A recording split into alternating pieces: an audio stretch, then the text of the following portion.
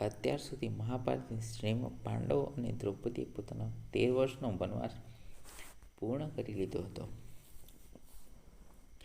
તેમ છતાં દુર્યોધન તેમને તેમનું રાજ્ય પાછું સોંપવા તૈયાર જ નથી. કૌરવો અને પાંડવો પર હુમલો કરે છે, પણ અર્જુન તેમને શરમજનક પરિસ્થિતિમાં મૂકીને પાછા ફરી જવા વિવશ કરે છે. મહાભારતનો સૌથી બળવાન યોદ્ધા આવી પહોંચતા આકર્ષણ એક ભીષણ યુદ્ધના સ્વરૂપ લેવાની તૈયારીમાં આવી જાય છે. શાંતિ માટે છેલ્લા પ્રયાસ સદગુરુ યુદ્ધ અનિવાર્ય થઈ ગયું. શાંતિની કોઈ આશા દેખાતી રહી નહોતી. તેમ છતાં શાંતિ સ્થાપવા માટે છેવટના કેટલાક પ્રયાસો થઈ રહ્યા હતા. આવા સમયે વ્યક્તિ જે કહે અથવા જે કરે તે તેમના સમગ્ર જીવનનું સત્ય હોય છે. અનુકૂળ પરિસ્થિતિમાં લોકો તમને કંઈ પણ કહીને પ્રભાવિત કરી શકે છે.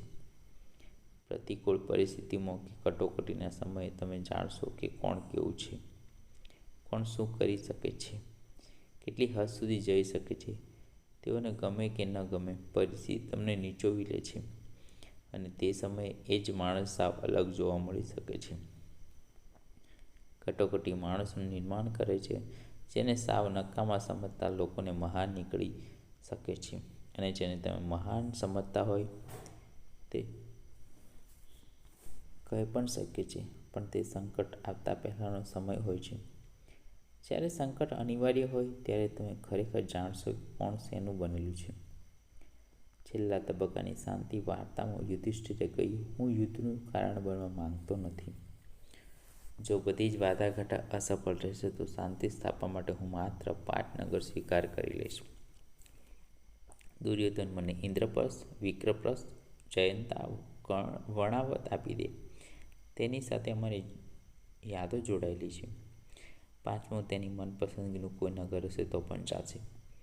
દુર્યોધને તેના પિતા ધૃતરાષ્ટ્રને કહ્યું, મને સ્પષ્ટપણે સાંભળી લો મહારાજ, અને આપ સહુ, હું ક્યારેય પાંડવોના રાજ્ય પાછું આપીશ નહીં. સંપૂર્ણ રાજ્ય તો નહીં જ, પણ 5 નગરો કે 5 ગામો પણ નહીં. હું તેમને એક સોયની અણી જેટલી જમીન પણ નહીં.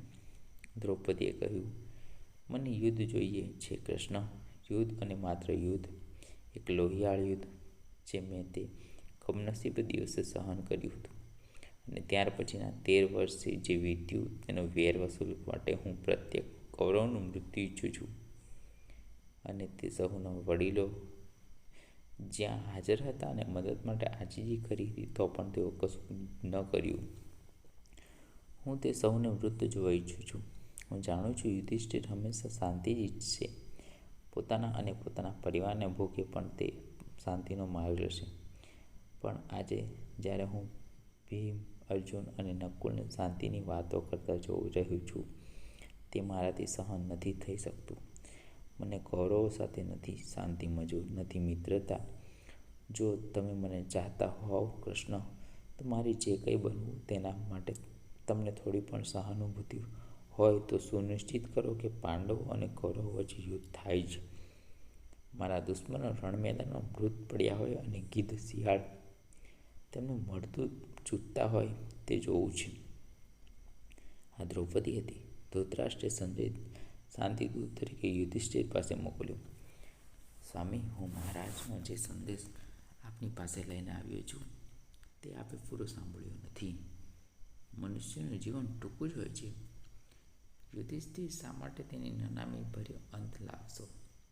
શા માટે એવું કરવું કે કોઈ તમે પોતાના સંબંધીઓનું જ લોહી વહેવનાર કરું તરીકે યાદ કરું?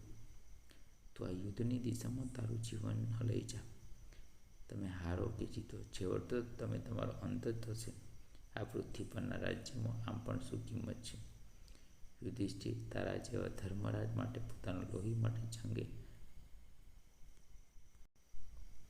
અથવા યાદવોના કૃપાપાત્ર થઈને જીવન જીવવું સારું રહેશે. ભૌતિક સુખ સમૃદ્ધિની પ્રબળ ઈચ્છા જ માણસની નિર્ણય શક્તિ છીનવી લે છે. તારા જેવા પુરુષ જે હંમેશા સત્યની ખોજમાં રહે છે, તેણે પોતાના હૃદયમાંથી જો કોઈ અતિ સૂક્ષ્મ ઈચ્છા હોય તો તેને પણ સળગાવી દેવી જોઈએ. સત્તા અને સમૃદ્ધિની ભૂખ તો આત્માને જકડી રાખતી હોય છે, મુક્તિના માર્ગમાં અવરોધરૂપ છે. બહુ ઓછા લોકો ઈચ્છાઓનો ત્યાગ કરી શકે છે. તું એનામાંનો એક છે.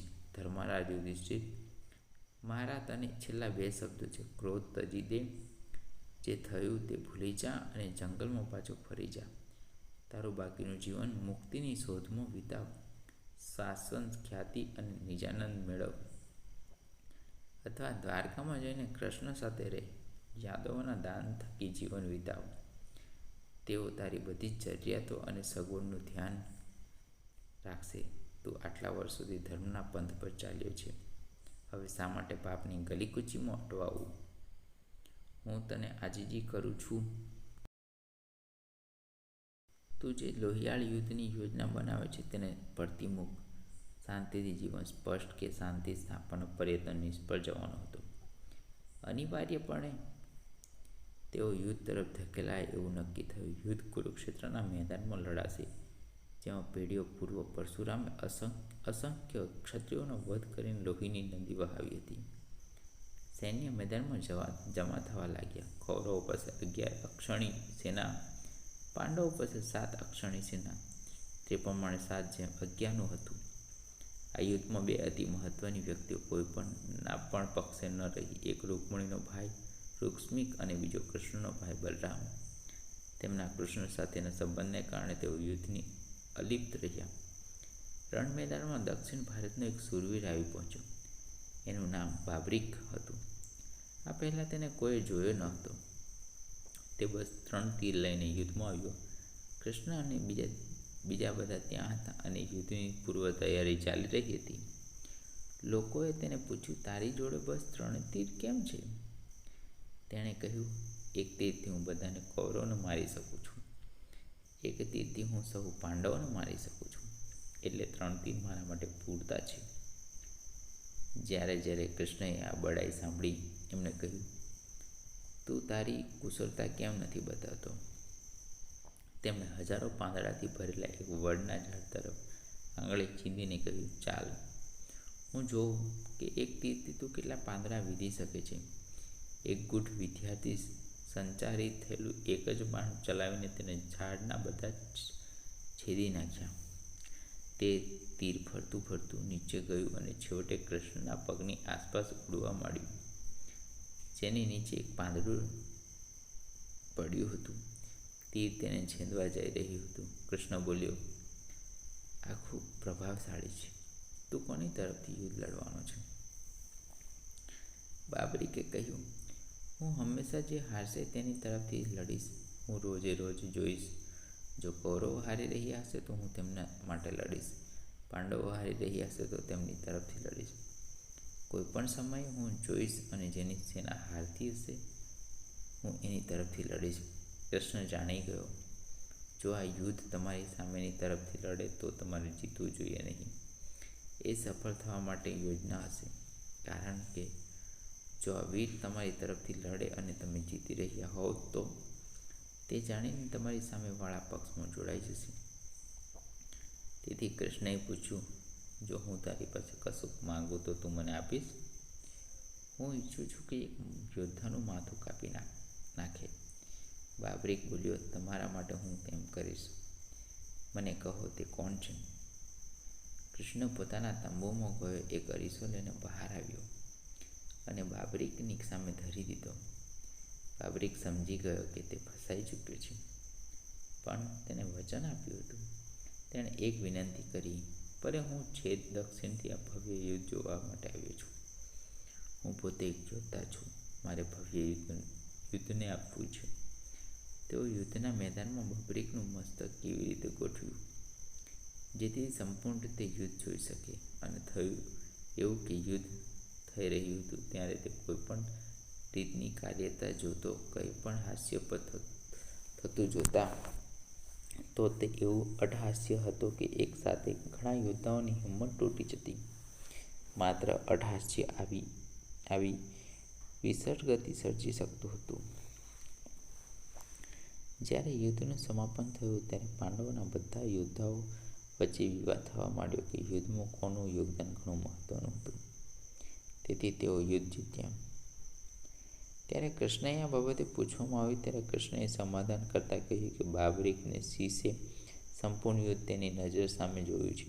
તેથી બાબરીકના શિષ્યને જઈને પૂછ્યું, યુદ્ધમાં સૌથી મોટું યોગદાન કોનું હતું?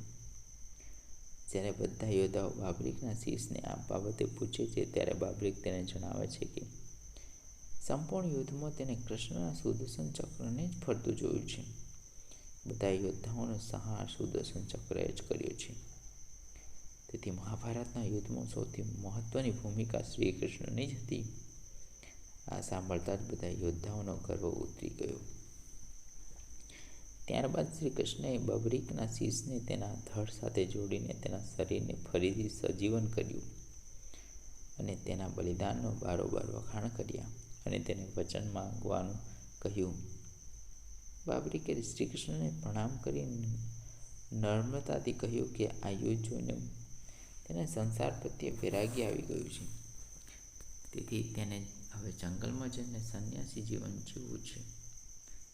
શ્રી કૃષ્ણએ તેને તથાસ્તુ કહીને આશીર્વાદ આપ્યા. આવી હતી બબરીકની વીરતા, પરાક્રમ અને બલિદાન.